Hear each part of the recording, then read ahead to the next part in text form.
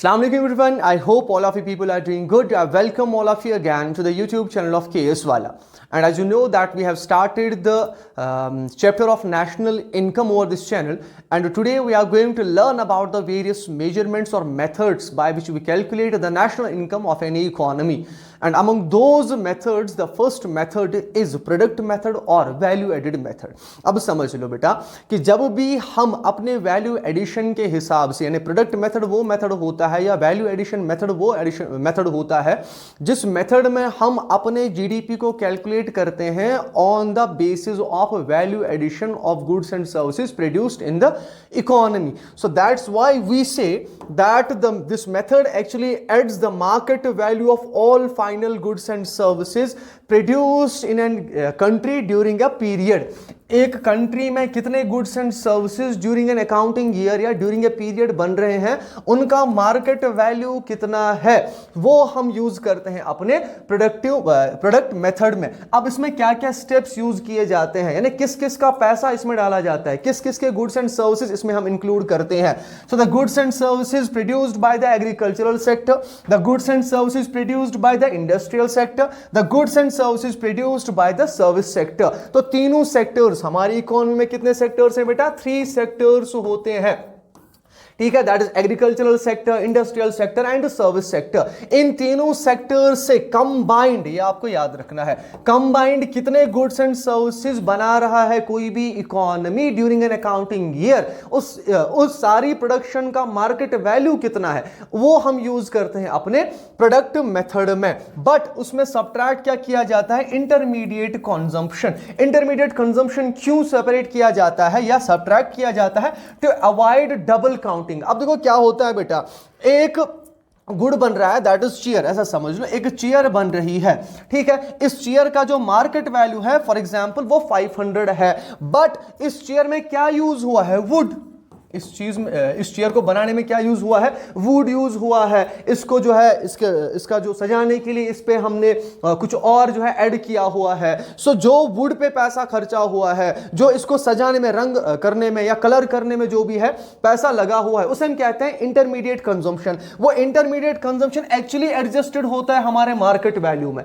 क्यों? क्योंकि वो वैल्यू एडिशन हुआ है हमारे प्रोडक्ट में. दैट्स वाई यहां पे सब्ट्रैक्ट किया जाता है intermediate consumption. That's why GDP at market prices किसके बराबर होता है? अगर मैं कहूं कि प्रोडक्ट मेथड में हम जीडीपी एट मार्केट प्राइसेस कैसे निकालते हैं, that is summation of value added in all sectors. जो भी वैल्यू एडिशन इन सारे सेक्टर्स में हुआ है गुड्स एंड सर्विसेज का, उससे हमें जीडीपी एट मार्केट प्राइसेस मिलता है. इसको थोड़ा सा डेप्थ में समझने की कोशिश करेंगे इस वाली एग्जांपल से.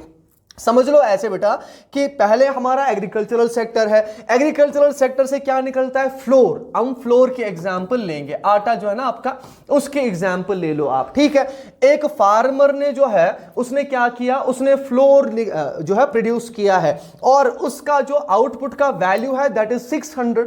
ठीक है, बट जब ये फार्मर अपने फ्लोर को कहां बेचता है? किसी मिल के पास. तो वो फ्लोर मिल क्या करती है? वो फ्लोर मिल इस पे वैल्यू एडिशन करती है. वैल्यू एडिशन का मतलब यह है कि वो इस फ्लोर को क्या करती है? इस फ्लोर को यूज करती है, रिफाइन करती है, बाकी सारी चीजें इसमें डालती हैं, प्रिजर्वेटिव्स डालते हैं इसमें, तो उसमें भी उसका कॉस्ट लगा. तो जो फ्लोर पहले 600 रुपीज का था, अगर floor KG for example 600 rupees का था, अब यही रिफाइन करके बाकी सारे इंग्रेडिएंट्स ऐड करके ये 800 रुपीज का पहुंचा. अब ये जो यहां पे 600 टू 800 ये जर्नी है ना, इसे हम कहते हैं वैल्यू एडिशन. ये क्या हुआ है? इसमें वैल्यू ऐड हुआ है. और जब यही फ्लोर, जो फ्लोर मिल में अभी आया था, जब ये किसी बेकर के पास जाएगा तो बेकर करेगा क्या? इस फ्लोर से वो डिफरेंट डिशेस बनाएगा, डिफरेंट टाइप्स ऑफ ब्रेड्स बनाएगा. तो वो ब्रेड्स बनाने का वो जो टाइम है या बनाने का जो वो प्रोसेस है, उस प्रोसेस में भी खर्चा आएगा. तो यही 800 का जो 1 केजी का फ्लोर मिला था इस फ्लोर मिल को, अब ये कितने का पहुंचा? 1000 रुपीज का. और जब यही बेकरी या यही जो आइटम, जो ब्रेड किसी बेकर ने बनाई, जब ये शॉपकीपर तक पहुंचती है, यानी जब ये फाइनल कंजम्पशन तक पहुंचती है, शॉपकीपर तक पहुंचती है, अब ये रेडी है, कोई भी इसे यूज कर सकता है. तो शॉपकीपर तक पहुंचते पहुंचते जो ब्रेड या जो फ्लोर 600 रुपीज का था, during the process of value addition इसमें क्या हुआ, हर एक सेक्टर में वैल्यू ऐड हुआ है इसका। तो उस वैल्यू एडिशन इससे इसका लास्ट कॉस्ट कितना बना है या लास्ट प्राइस कितना बना है, दैट इज 1200। इसे हम कहते हैं वैल्यू एडिशन। इसे क्या कहा जाता है, वैल्यू एडिशन। सो यहां पे इसे लिखा है कॉस्ट ऑफ इंटरमीडिएट गुड्स। तो इंटरमीडिएट कंजम्पशन जो मैंने अभी आपको बोला, हमें माइनस करना पड़ेगा। क्यों? क्योंकि कॉस्ट लास्ट में कितने का पहुंचा है, 3600 का ये फ्लोर का 1 केजी में मिलता है हमें, बट इस पे जो कॉस्ट लगा है हमें दैट इज 2600। कितना लगा है, 2600। यानी मशीन वालों ने या इंडस्ट्री वाले ने इस पे मशीन यूज की तो मशीन का कॉस्ट आएगा। एक फ्लोर मिल ने इस पे मिल यूज की या कुछ और चीजें यूज की, एडिशन किया इस पे, तो उसका कॉस्ट इसमें जुड़ेगा। उसके साथ साथ जो है, जो हमारा बेकर है इसने इसमें लेबर्स को यूज किया, मशीन्स को यूज किया ताकि ब्रेड बन सके, तो वो ब्रेड बनाने के प्रोसेस में भी पैसा खर्चा हुआ। दैट्स व्हाई इसका प्राइस जो है पहले जो 600 रुपीज था फॉर एग्जाम्पल, अब वो 3600 तक पहुंच गया। दैट्स वाई हम कहते हैं कि जो कॉस्ट ऑफ इंटरमीडिएट कंजम्पशन होता है इट इज सब्ट्रैक्टेड। कि फार्मर जो है, फार्मर को क्या मिला, फार्मर 200 रुपीज का इंटरमीडिएट कंजम्पशन कर चुका था इसके लिए, यानी 600 रुपीज के फ्लोर को ग्रो करने के लिए इसका 200 रुपीज कॉस्ट आया था। बट जब ये फ्लोर मिल तक पहुंचा तो फ्लोर मिल जो है उसको 600 रुपीज इसके लिए खर्चा करने पड़ रहे थे, बट जो है वो 800 में इसको क्या कर रहा है, बेच रहा है। ऐसे ही जो बेकर है उसको ये 800 रुपए में पड़ रहा था, लेकिन उसका जो वैल्यू ऐड करके ये कितने का बना, 1000 रुपीज का। और ऐसे ही किसी और सेक्टर में तो टोटल कंजम्पशन यहां पे कितना आया, 2600। टोटल इंटरमीडिएट कंजम्पशन, जो भी रॉ मटेरियल्स इसमें लगे हैं, जो भी मशीन्स हमने यूज की हैं, उनका कॉस्ट 2600 रुपीज लगा है। सो इट मींस कि वैल्यू कितना ऐड हुआ इन दोनों स्टेप्स में, यानी इस स्टेप से लेकर इस स्टेप तक वैल्यू कितना ऐड हुआ है। तो पहले स्टेप में वैल्यू एडिशन जो है दैट इज ऑफ 400। क्यों? क्योंकि चीज आ रही थी, मैंने खरीदी थी 200 रुपए की, लेकिन मैंने उस पर थोड़ा सा जरी बोटी का काम किया, मैंने उसको थोड़ा सा रिफाइन करा, तो रिफाइन करने के बाद मैंने उसे 600 रुपए में बेच दिया। तो प्रॉफिट मेरा ऐड कितना मैंने वैल्यू किया इसमें 400। ऐसे यहां पे 200 का वैल्यू ऐड, यहां पे 200 वैल्यू का ऐड, यहां पे 200 का value add. So it means value addition हुआ कितना, 1000। जब हम इस वैल्यू एडिशन के बेस पे अपने नेशनल इनकम को कैलकुलेट करते हैं, उस मेथड को हम कहते हैं प्रोडक्ट मेथड। उस मेथड को क्या कहा जाता है, प्रोडक्ट मेथड, और उसे कहा जाता है हमारा वैल्यू एडिशन मेथड। ये आपको याद रखना है। अब अगर आपको अपने प्रोडक्ट मेथड में, क्योंकि प्रोडक्ट मेथड हमने देखा था अभी कि प्रोडक्ट मेथड हम कैसे कैलकुलेट करते हैं, जीडीपी एट मार्केट प्राइस पे, जीडीपी एट मार्केट प्राइस पे हम अपना वैल्यू एडेड मेथड जो है यूज करते हैं। या वैल्यू एडेड मेथड में हमें क्या मिलता है, GDP at market price. But जब मुझे उसे नेशनल इनकम में क्या करना हो, एडजस्ट करना हो, तो जीडीपी को नेशनल इनकम में कन्वर्ट करने के लिए जो डोमेस्टिक प्रोडक्ट है उसे जो है नेशनल इनकम में कन्वर्ट करने के लिए क्या किया जाता है, नेट इनकम फ्रॉम अब्रॉड को प्लस करना। आपको पता ही है, ग्रॉस नेशनल इनकम निकालने के लिए मुझे ऐड करना है एनएफआईएस, यानी इस पे जब मैं ऐड करता हूं अपने एनएफआईएस, तो ये क्या बन जाता है मेरा, it becomes my national income, या जिसे हम कहते हैं जीएनआई। ठीक है, अब थोड़ा सा और नीचे जाओ, subtract indirect taxes and subsidies to get net national income at factor cost. तो अगर आपको जीडीपी एट फैक्टर कॉस्ट इसी से निकालना हो तो कैसे निकालोगे, जीडीपी एट फैक्टर कॉस्ट का मतलब क्या है, जीडीपी एट मार्केट प्राइसेस में हम क्या करते हैं, आपको याद होगा, हम वहां पे नेट इनडायरेक्ट टैक्सेस को प्लस करते हैं, लेकिन यहां पे नेट इनडायरेक्ट टैक्सेस को सबट्रैक्ट करना है अगर मुझे फैक्टर कॉस्ट पे निकालना है। सो सिंपल वर्ड्स में इतना याद रखना है आपको कि जो भी हमारा प्रोडक्शन हो रहा है by the different sectors of the economy, इधर it may be agricultural sector, इधर it may be industrial sector, or it may be our service sector. So the value addition of these sectors, and on the basis of value addition of these sectors, if the national income is being calculated, then we call it the product method or value added method.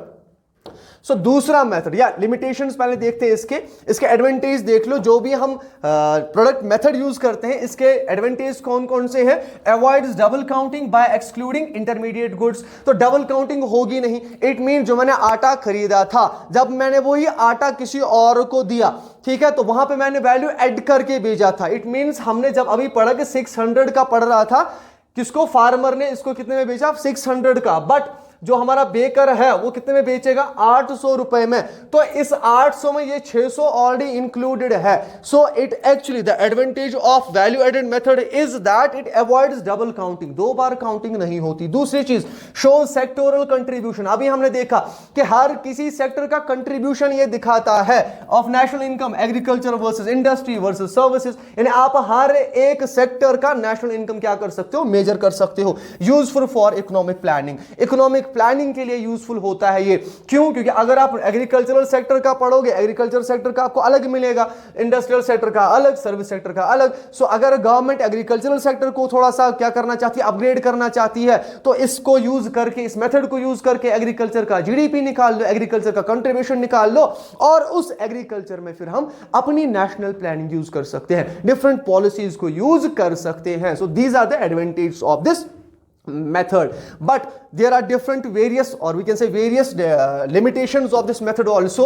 पहली चीज कि difficult to separate intermediate and final goods। Simple है कि जब इतनी production हो रही है, ऐसा नहीं है कि एक दो गुड्स बन रहे हैं, लाखों करोड़ों में गुड्स एंड सर्विसेज क्या हो रही है, क्रिएट हो रही है इन इकोनॉमी, एंड हम बात कर रहे हैं during an year, during a period of time. तो इस पीरियड ऑफ टाइम में बहुत सारे गुड्स एंड सर्विसेज बन रहे हैं, तो बहुत बार डिफिकल्ट हो जाता है इंटरमीडिएट कंजम्पशन को सेपरेट करना फ्रॉम द फाइनल गुड्स। ठीक है, नॉन मार्केट एक्टिविटीज, इसमें इंक्लूडेड नॉन मार्केट एक्टिविटीज होती नहीं। हमने देखा कि goods and services, final market value of all final goods and services, but इसमें बहुत सारे काम जो है उन्हें क्या किया जाता है, नेग्लेक्ट किया जाता है। Non market activities like household work और black market are hard to measure, इनको हम मेजर नहीं कर पाते। यानी हम हमारे घर में जो मम्मा काम करती है उसको मैं मेजर नहीं कर पाता, क्योंकि वो नॉन मार्केट क्या कर रही है, एक्टिविटी कर रही है। जो घरों में लोग काम कर रहे हैं, अपना काम कर रहे हैं, अगर किसी की जमीन है तो वो अपनी जमीन पे क्या कर रहा है, काम कर रहा है, तो उस वर्क को मैं क्या नहीं कर सकता, मेजर नहीं कर सकता इस मेथड में।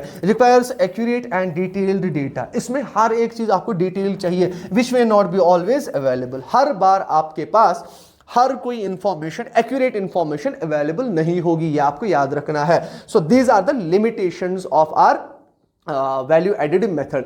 And the second method is income method. अब इनकम मेथड में क्या होता है बेटा, जैसे हमने वहां पे देखा कि नेशनल इनकम को as per the value addition क्या किया जाता है, वैल्यू एडिशन कैलकुलेट किया जाता है, वैसे ही यहां पे एज पर द इनकम, ठीक है, ऑफ द इकोनॉमी मेजर किया जाता है हमारा national income. So that's why the income method actually calculates national income by adding up all incomes earned from factors of production like labor and capital within the country during a year। so हमने पढ़ा था factors of production, या जिसे आपने कहा था factor payments।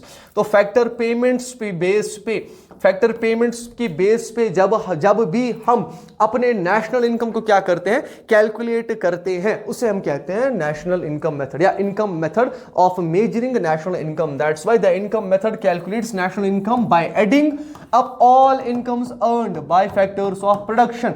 तो जैसे लैंड, लेबर, कैपिटल, एंटरप्रेन्योरशिप हमने पढ़ी थी, वहां पे हम रेंट, इंटरेस्ट, प्रॉफिट और उसके साथ साथ वेज कंपनसेशन हमने पढ़ा था। ठीक है, सो कौन कौन सी चीजें इसमें इंक्लूड की जाती है, first compensation of the employees plus operating surplus plus mixed income. अब मिक्स्ड इनकम क्या होता है, मिक्स्ड इनकम वो इनकम होता है जो सेल्फ एम्प्लॉयड लोग होते हैं, ठीक है, उनका भी इनकम जो है प्लस किया जाता है इसमें। So to get the NDP at FC, अब याद रख लो कि यहां पे इनकम मेथड में वहां पे हमें मिलता था जीडीपी एट मार्केट प्राइस, लेकिन यहां पे मिलता है हमें NDP at FC, that is domestic product, net domestic product at factor cost, क्योंकि फैक्टर्स ऑफ पेमेंट की बेस पे हम निकाल रहे हैं, फैक्टर्स ऑफ प्रोडक्शन की बेस पे निकाल रहे हैं। और जब मैं इसी को प्लस करूं net factor incomes from abroad, NDP में एफसी, एनडीपी एट एफसी पे प्लस किया जाए net factor incomes from abroad, तो हमें क्या मिलता है वहां से, आपको पता होगी नेशनल इनकम में कन्वर्ट होता है। ये डोमेस्टिक इनकम था,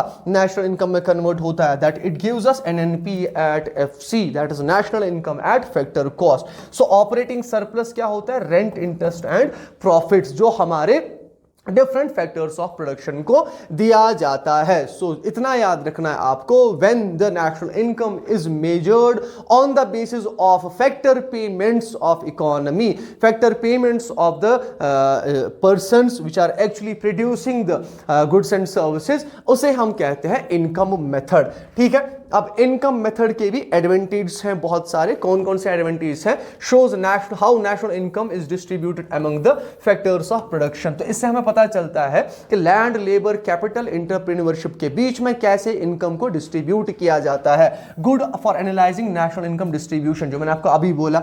लिमिटेशंस क्या है इसकी? Underground economy and non monetary exchange, example barter, unpaid household work are excluded. जो मैंने आपको अभी बोला, हमारी मदर घर में काम करती है, वो इसमें आता ही नहीं, वो इसमें हम ऐड ही नहीं कर सकते। या जैसे ब्लैक मार्केट हो गया, वो इसमें ऐड नहीं किया जा सकता। बार्टर सिस्टम या जिसे आप कहते हो C2C economy, commodity to commodity economy. So barter system is that system of exchange of goods and services. ठीक है, जिसमें goods को goods के बदले exchange किया जाता है, services को services के बदले exchange किया जाता है, उसे हम कहते हैं barter system, which we were using before the evolution of money. ठीक है, उसे हम barter system कहते हैं। So barter system के हिसाब से जो भी barter transactions होती हैं या non monetary transactions होती हैं, उन्हें यहाँ पे exclude किया जाता है। So data collection on all incomes may be difficult and or inaccurate. That's why कि जो भी डेटा मैं लाऊं कि हमारे एरिया में या हमारे इकोनॉमी में इतना production of goods and services हो रहा है या इतना इनकम आ रहा है हमारी कंट्री में, तो ये हमेशा एक्यूरेट नहीं होगा। क्यों? क्योंकि इसमें से बहुत चीजें जो है वो ऐड नहीं हो पा रही हैं इसमें। The third method is expenditure method. जब भी हमारा national income on the basis of expenditure क्या किया जाए, on the basis of expenditure calculate किया जाए, उसे हम कहते हैं expenditure method. So that's why the expenditure method calculates national income by adding up all expenditures made on final goods and services in the economy. अब समझ लो, expenditure सिर्फ private person नहीं करता, हर कोई पर्सन, 3 सेक्टर्स जो हमने अभी पढ़े ना, हर एक सेक्टर करता है। और उसके साथ साथ पर्सन पब्लिक भी करता है, और प्लस गवर्नमेंट भी क्या करता है? गवर्नमेंट भी कंजम्पशन करता है, गवर्नमेंट भी डिफरेंट गुड्स एंड सर्विसेज को यूज करता है। So all the goods and services, all the expenditures made on consumption of goods and services, ठीक है, यूज किए जाते हैं कहां पे? हमारे एक्सपेंडिचर मेथड में। So during a financial year national income कैसे कैलकुलेट की जाती है इसमें? That is C plus I plus G plus X minus M plus NFIs. What is C here? C here is private final consumption expenditure, यानी household spending, जो भी हमारे घरों में यूज होता है, क्योंकि हम भी कंज्यूम करते हैं तो हम भी एक्सपेंडिचर करते हैं। दूसरा gross domestic capital formation, that is investment, तो लोग इन्वेस्टमेंट भी करते हैं, तो इन्वेस्टमेंट इसमें इंक्लूड होता है। जी का मतलब होता है गवर्नमेंट स्पेंडिंग, तो गवर्नमेंट भी इस पे क्या करता है बेटा? गवर्नमेंट भी इस पे स्पेंड करता है। ठीक है, गवर्नमेंट फाइनल कंजम्पशन, क्योंकि गवर्नमेंट भी चीजें यूज करता है ना। फॉर एग्जांपल, अगर मैं घर में चेयर यूज करता हूं तो गवर्नमेंट स्कूल्स में चेयर यूज करता है। अगर मैं घर में इलेक्ट्रिसिटी यूज कर रहा हूं तो government different sectors of the economy में क्या कर रहा है? डिफरेंट इंडस्ट्रीज में यूज कर रहा है इलेक्ट्रिसिटी। अगर मैं फॉर एग्जाम्पल फ्यूल यूज कर रहा हूं तो गवर्नमेंट भी फ्यूल यूज कर रहा है। मैं कार्स यूज कर रहा हूं, गवर्नमेंट भी कार्स यूज कर रहा है। So government final expenditure, exports of the goods and services include किया जाता है इसमें, import of goods and services include किया जाता है इसमें, जिसे हम शॉर्ट में कह सकते हैं नेट एक्सपोर्ट्स। ये आपको याद रखना है कि कितने गुड्स एंड सर्विसेज हमने इंपोर्ट करे, कितने गुड्स एंड सर्विसेज का हमने क्या किया? एक्सपोर्ट करा। What we call the differentiation between exports and imports is known as net exports. तो नेट एक्सपोर्ट्स को इसमें इंक्लूड किया जाता है। दैट्स व्हाई यहां पे आपको याद रखनी है इन जो इसकी फॉर्मूला है, that is C plus I plus G plus X minus M, और अगर इसी को फिर कन्वर्ट करना हो हमें नेशनल इनकम में तो प्लस करना है net factor incomes from abroad. ये आपको याद रखना है। So what are the advantage? कौन कौन से एडवांटेज है इसके? पहली चीज, easy to use when data on spending is available, सबसे आसान होता है क्योंकि डेटा ऑन स्पेंडिंग अवेलेबल होता है। ठीक है, आप कैलकुलेट कर सकते हो। Useful for analysing demand side drivers of the economic activity, आपको पता चलता है कौन कौन से गुड्स एंड सर्विसेज की डिमांड मार्केट में ज्यादा है, सो दैट कि वो सेक्टर है बूस्ट कर सकता है हमारे ग्रोथ को या बूस्ट कर सकता है हमारी इकोनॉमी की डेवलपमेंट को। ठीक है, उसके साथ साथ लिमिटेशंस देखें तो लिमिटेशंस इसके क्या क्या है? May double count if intermediate goods are included. अगर इसमें भी इंटरमीडिएट गुड्स इंक्लूड किए जाएंगे करेंगे तो यहां पे भी डबल काउंटिंग का क्या रहता है, खतरा रहता है। सो एक्सक्लूड्स नॉन मार्केट ट्रांजैक्शंस, ये भी आपकी नॉन मार्केट ट्रांजैक्शंस को एक्सक्लूड करता है, that's house hold labour, barter system, वो सारी चीजें। Black economy, unreported transactions not captured in black money, बाकी सारी चीजें, हवाला मनी, हर कोई चीज, ठीक है, वो इसमें इंक्लूड नहीं की जाती, ठीक है। और उसकी वजह से होता क्या है कि हम पूरा एक व्यू नहीं दे पाते कि हमारा नेशनल इनकम कितना है। So these are actually the methods by which we calculate the national income of the economy, ठीक है। होपफुली आपको अच्छे से समझ में आया हो। मिलते हैं कल नेक्स्ट टॉपिक के साथ, ठीक है। तब तक लिए अपना ख्याल रखिएगा, अपने घर वालों का ख्याल रखिएगा। अल्लाह हाफिज।